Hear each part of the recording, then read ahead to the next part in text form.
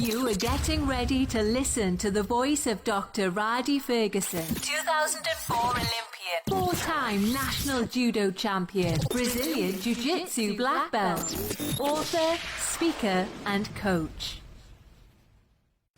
All right, ladies and gentlemen, what's going on, man? This is Dr. Rhadi Ferguson, 2004 Olympian, four-time national judo champion, Brazilian Jiu-Jitsu black belt, author, speaker, and coach. And I like to take the time, as I've done in previous years, to communicate my thoughts, experiences, and provide my feedback from the judo landscape as it relates to the tournaments that I've attended. Most recently, the USJAJF Nationals, as well as the US Open. These particular judo experiences were, I would say that they were vast. There were a plethora of things that went on very well. There was a plethora of things that I did not like on a personal level. And those particular things that I did not like on a personal level, I will table those things to have as a discussion with those individuals that need to hear from me personally. But first and foremost, here's what I would like to speak about. I would like to talk about the topic of judo as a whole. The topic of judo as a whole. I think a lot of us get confused about exactly what judo is. I think compartmentally and contextually, judo has a lot of meanings. Some of us look at judo as being an art form. Some people practice judo as a religion of some sorts and something that they do religiously in terms of practicing religiously. Some people look at judo as a game or a sport. I think where the confusion lies is when we're at a tournament, when we're in a tournament space, when we are at a games. Judo in and of itself is a game. There's no good judo, there's no bad judo, there's no clean judo.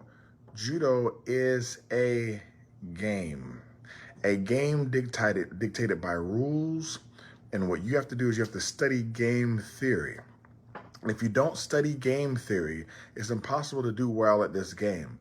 Judo has nothing to do with the clean uchimata. It has zero to do with grip fighting. It has nothing to do with newaza. It has nothing to do with technique. Those things are part and parcel to what makes up the game. But the game of judo in and of itself is nothing but a pure game that requires gamesmanship to understand. In that particular game, there are two competitors, there are coaches, there are fans, there's a referee, and then there's a jury. It's a game. It is a game that is a psychological game that is played through the psychomotor domain, meaning everything that I think, everything that I say, the things that my competitor thinks, the things that I think, those things manifest themselves in the environment of play. The things that I say create psychological anchoring for the competitor, create psychological anchoring for the referee. The things that the referee says to me create psychological anchoring to me, psychological bracketing. All these things are part of the game. The way that a referee ignores a call or accepts a call, the way that a coach reacts to the call, the way that a player reacts to a coach when a coach gives advice, or the way that the player is talking to the other player and not his player while he's acting like he's talking.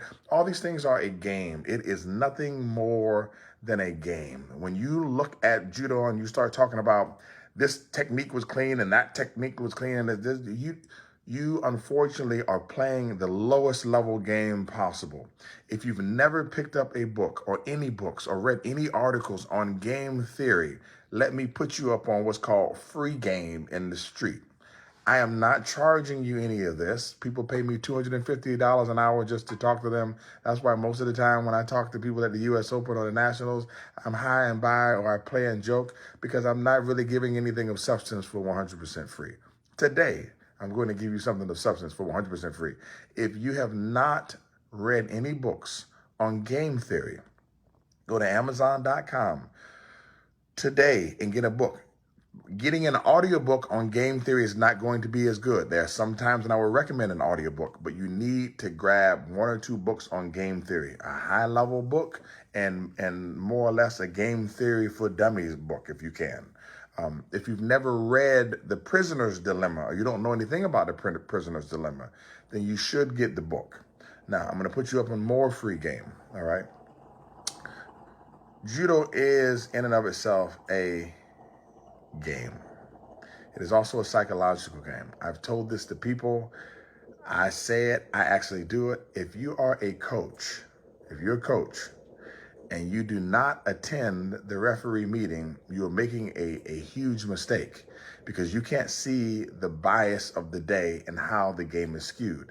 At this particular weekend of tournaments, I did not go to the referee meetings in the morning before the tournament. Sometimes I sit in on those too, because you need to see the psychological anchoring when somebody says, hey, we need to watch for A, B, and C, or we need to watch for this. Anytime a referee says we need to watch for something, in the beginning of the day, the people are going to be more vigilant towards that thing. And then at the end of the day, they're going to regress towards the mean. Regress towards the mean means they're going to regress towards the norm of the behavior that they had the day before, which is why when you coach, you have to sit there and watch the matches for the whole day.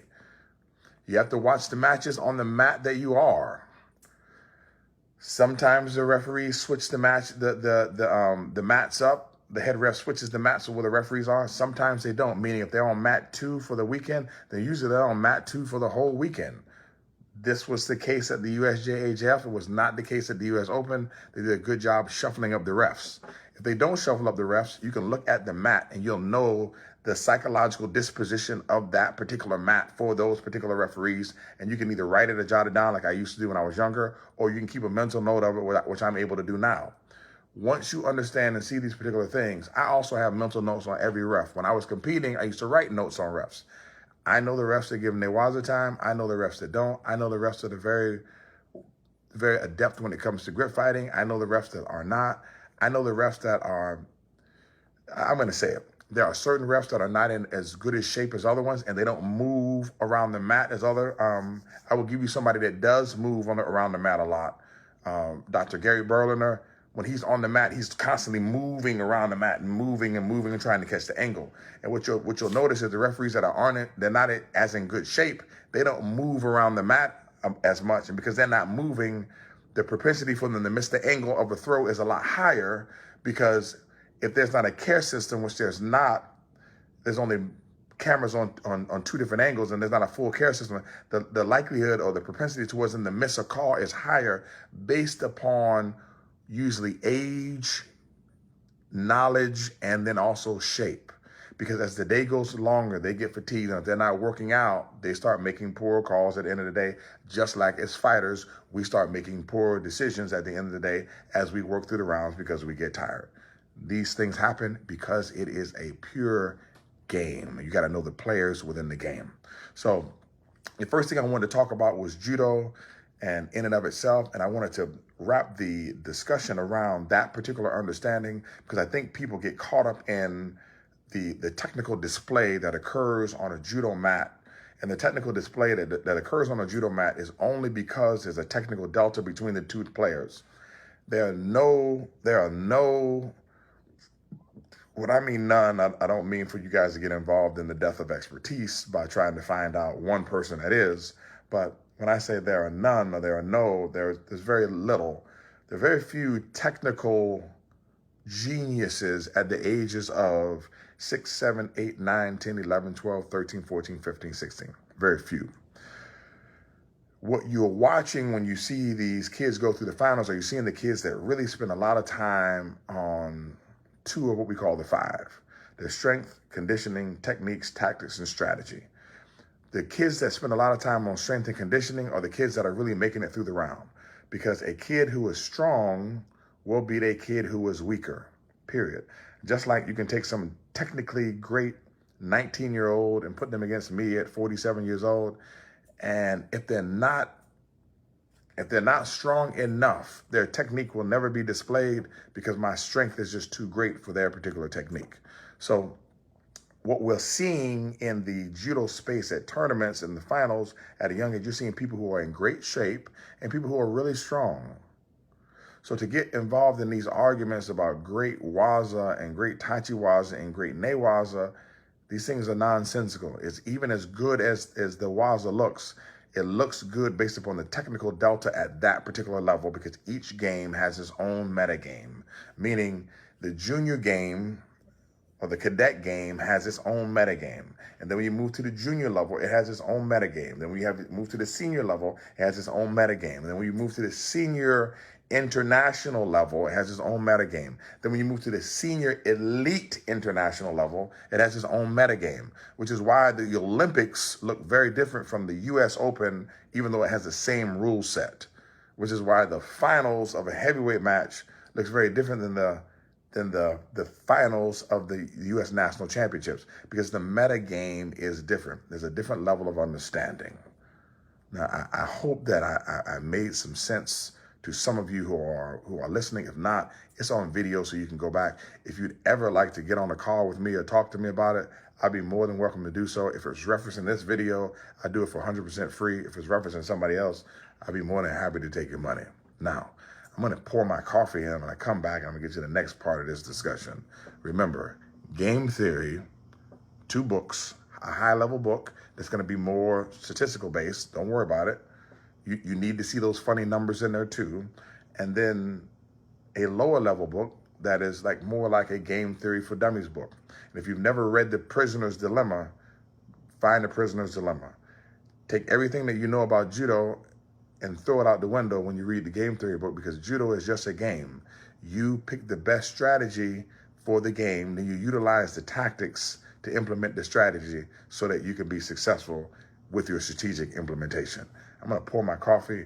I'm going to put 2 or 3 drops of stevia in it. Then I'm going to be right back to handle the next part of my discussion. As you pause for the cause, Game Theory books, and please visit www.gripfighting.com. Please give me 60 seconds. And I will be right back.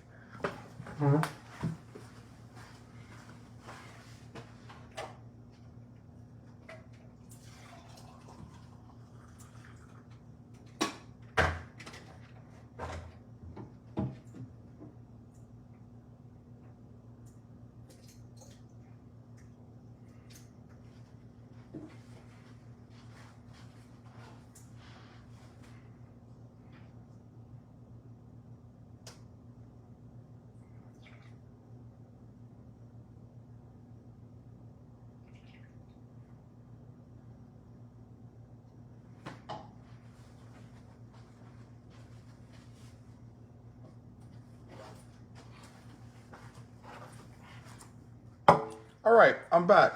Let's jump into the discussion of bias and biases, Now, here's one thing that I'm not going to do. I am not going to have a discussion laden with race and racism and prejudice and feminism. I'm not going to have that discussion with you. First and foremost, because I think that those particular, as soon as you start mentioning those things, that people become triggered. They're on the mental side and the psychological side, they shut down, they shut off, and they don't want to listen. So what I will say to you is I will start the discussion by addressing my own personal bias first. That's what I'll do. I'll address my own personal bias first. First of all, I'm 47 years old. All right. I'm not a millennial. I am a Gen Xer. All right. I'm 47 years old. So I come with my own set of biases. I don't call people by their chosen pronouns. I don't choose to do that. It's not my thing. I work for myself. I don't have an HR department to report to. I'm not making the adjustments for my speech because I don't have to. I have my own set of biases. I'm not saying that I'm right. I've also been Black for 47 years. I see the world through a Black conceptual framework. I went to a historically Black college to get my engineering degree. I went to a historically Black college to get my Master of Arts of Teaching. I went to an online university, Capella University, to get my PhD. So I have my own bias. I also sit at a certain socioeconomic level. I own my own house outright. I don't own anything on it. I own my own car outright. I don't own anything on it. like some of you here listening, some of you here are millionaires, some of you, I'm a millionaire. I own commercial real estate. Like, so I have my own set of biases. Why am I saying these things? I'm saying these things because I have biases based upon my station in life, my class in life, my particular race, me being a male, how I grew up in Miami, Florida, my background of being Caribbean, my grandparents being Bahamian on both sides. I understand, and I'm not saying these things, but I'm trying to show off. I want you to see that what you see from me, everything that comes out of my mouth and the things that I see and the things that I say and how I receive things from other people, fortunately or unfortunately, are based upon my personal bias. I have bias. I am biased. When I hear referees get up before a tournament and say we're going to be impartial and we're going to be unbiased, I want to say you all are stupid, you are dumb, and you're full of shit. Because from a psychological level, from a scientific level, it is impossible for anybody who's watching me right now to do anything without bias. I don't care what you do. I even bought this black cup with some bias. Whether I knew it or not, it was some cognitive bias that I had. When you go buy a house, you buy the house that you felt that you should have lived in based upon what's in your mind or what you deserve or what you want, or based upon what your belief system of saving money, or how you buy a house, or how you buy a house when it's at a certain level in the market. That you have your own set of biases, thought processes, and conceptual framework. We all have this. Now that I've gotten there, let's address the issue.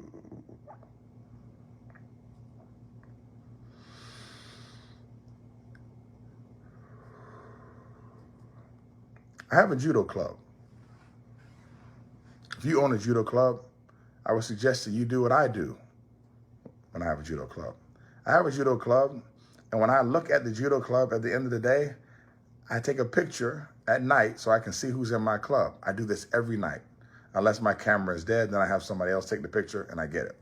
In my judo club, you will notice that the tapestry of the club, of the makeup of the club, has a lot of different colors of threads and cloth in it. And it's like that because that's done purposefully. If you look at your judo club, and when you look around, everybody looks the same, or they all look the same, you have a bias that you don't know that you're projecting, or one that you're attracting, that's creating a thing that you are further propagating. I have a rule now in my judo club where every night when we bow out at the end of the night, we put a young lady or a woman at the front of the class to bow out, because I understand that we need more women in martial arts. So with that being said, I put more women out front for the other women to see, women in leadership positions, because women in martial arts are important to me.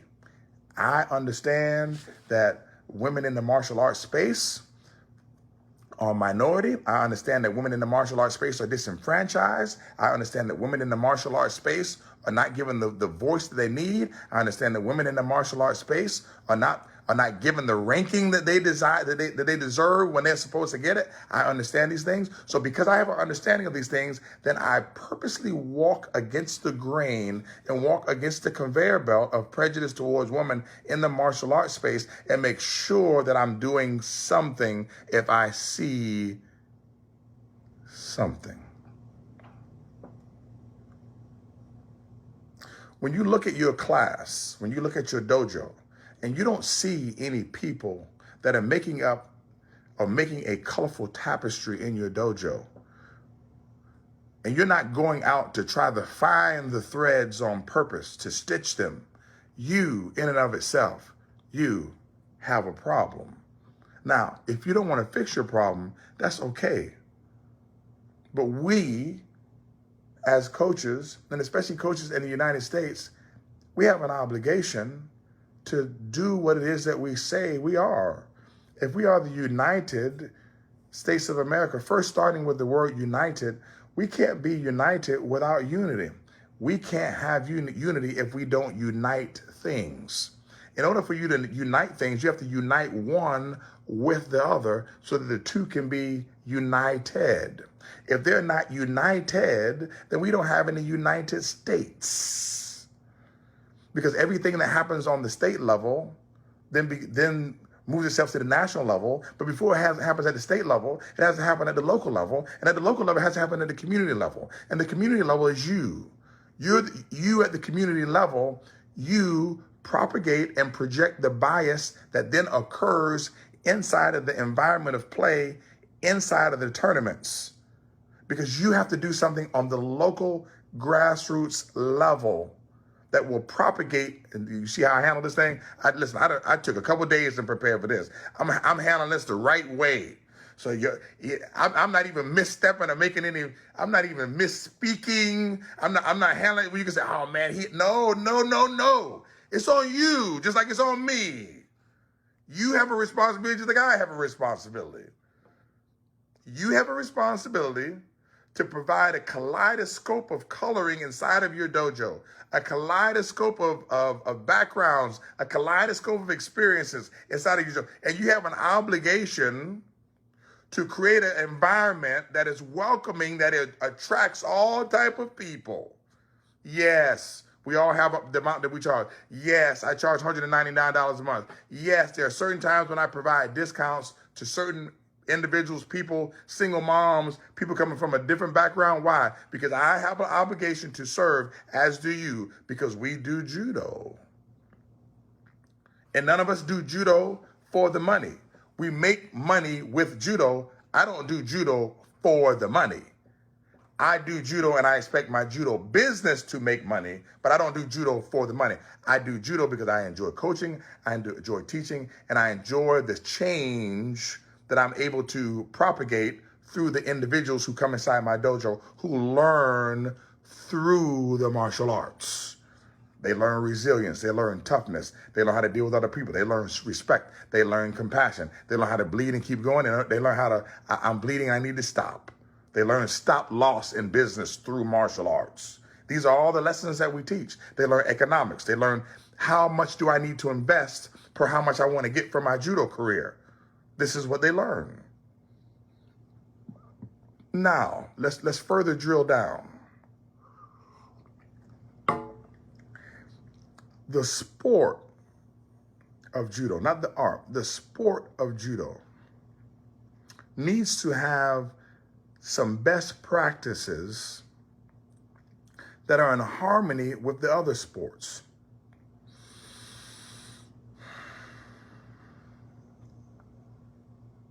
I've had the distinct opportunity and pleasure to compete at the college level in the United States at the Division I level. I wrestled, I ran track, and I played football. I'm getting inducted into the Hall of Fame of my school for a third time at Howard University. I've been inducted as an individual, with the football team, and with the wrestling team. And I'm telling you this because I want to make this point. There's never been a sport that I've done where we've paraded the referees out in front of the crowd to acknowledge the refs. The referees, okay, the referees should be at a point where the referee's not even noticeable during the event. During a football game, my mind and my eyes are not on the referee. I'm not worried about the refs. During a basketball game, same thing. During a track meet, I don't know any of the track officials that are doing the exchange zones, that are holding the pistol, that are under the tent making the call for the people who jumped offside, who jumped the gun. I don't know any of these things. In the sport of judo, in the game of judo, the ability for the referee to change the outcome of a match is too great, especially for what it is that we have and what we practice in the United States culture. In the United States, we rely and we pride ourselves on a thing called meritocracy. Meritocracy, although in and of itself is a farce, it is something that we believe in the United States. Therefore, I believe in it too. What is meritocracy? Meritocracy is you work hard, You do good stuff comes back to you. Well, you can't work hard in a judo match and do all the things that you're supposed to do and then allow the bias of a referee that is on the mat to then become exposed through the score that's on the scoreboard. Because what it does at the grassroots level, and let me tell you this, and I'm going to tell you how, because I made this statement at the tournament, and somebody asked me how. I said, the referees are killing judo. I said, what do you mean the referees are killing judo? I said, let me explain. I said, every tournament is like a bathtub of water. There's new water coming in, and there's new water coming out. In engineering, that's called flow rate. I don't know what it's called in business. It's called flow rate. So the key is to keep the water flowing in harder than the water that's coming out of the tub, so that the water that stays in the tub, those are your serviceable people, all right? The water that comes in and the water that comes out, that's called your TAM. That's called your total available market. The water that stays in the tub is called your serviceable available market. The key is to find a gimmick or to provide widgets or to do things that keep the flow of water through marketing higher than the exit of the water. Now, here's what happens. The last thing you want to do is the new water that comes in to immediately flow out and not stay in the tub, because every customer that comes to a tournament has a shelf life. You know that the kid that's in your dojo, that kid is good from about 6 to 16. When they get 16, they get involved in the other sex or the same sex, or they get involved in different sports in high school, and then they leave. So you know what the flow rate is. If somebody comes into your dojo and then after the 20-day or 30-day trial or 7-day trial, they immediately leave, you have a problem with the structuring of your curriculum, you have a marketing problem, or you have a teaching problem, or you have an environment or a cultural problem. Whatever the problem is, you need to fix it so that you can maintain the people in that serviceable space as long as possible. When you go to a tournament as a coach, you bring new people to the refereeing space, to the judo space, they have no idea about judo. I had parents with me. I had a new set of parents. I had a new parent with me who had 3 children. Understand now, new parent, 3 children. Now, I'm only giving this as a personal example to give you because of the money. A parent who has 3 children in a dojo is bringing more money in the dojo than the parent that has 1 child, okay? Now, there are other coaches that are bringing kids that have parents. Some of these parents, it's their first time in the space. They've watched sports on television. They have a good idea of how the sporting arena is supposed to go. And they look around and they say, well, it ain't supposed to go like this. Like my mom told me one time when she went to the Olympics, she said, I don't know anything about the rules of judo. She said, but I do know when one person is beating the other person, and then the person that was beating the other person loses. She said, that doesn't make any sense to me. And that part they need to fix. What happens is a parent comes to the sporting space spending upwards of $3,000 for a weekend to then go to a tournament where the referees are acting like arrogant assholes and pricks.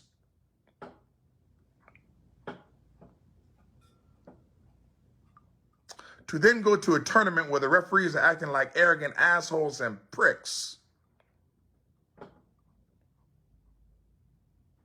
To then go to a tournament where the referees are acting like arrogant assholes, most who have never won anything, nothing, and pricks.